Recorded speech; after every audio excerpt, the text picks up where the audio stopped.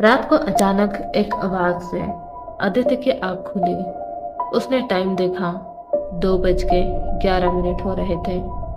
आदित्य की नजर जैसे ही किताब पे गई, उसे कुछ अजीब लगा। आदित्य ने उठ के किताब को टेबल से उठाया।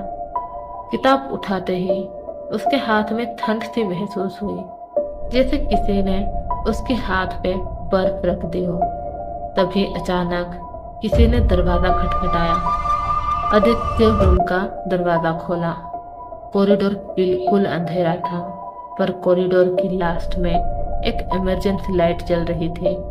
आदित्य ने जैसे ही आगे कदम बढ़ाया, वो रुक गया, क्योंकि कॉरिडोर में किताबों के पन्ने पलटने की आवाज आ रही थी।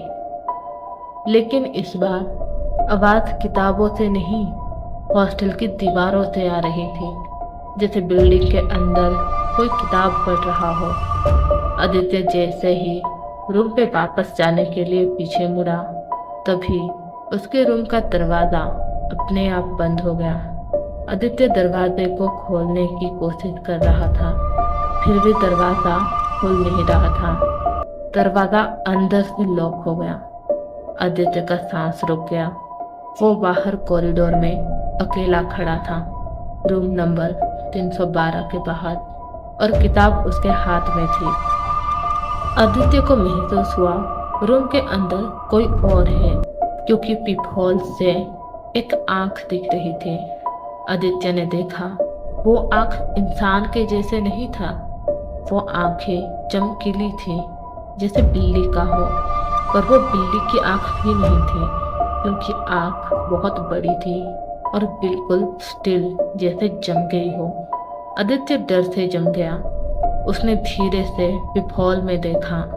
अंदर कोई लाइट नहीं थी, फिर भी वो आंख क्लियरली दिख रही थी, जैसे काले अंधेरे में कुछ चमक रहा हो। आदित्य ने डर के मारे किताब नीचे गिरा दी। किताब गिरते ही हॉस्टल की इमरजेंसी लाइट भी बंद हो गई।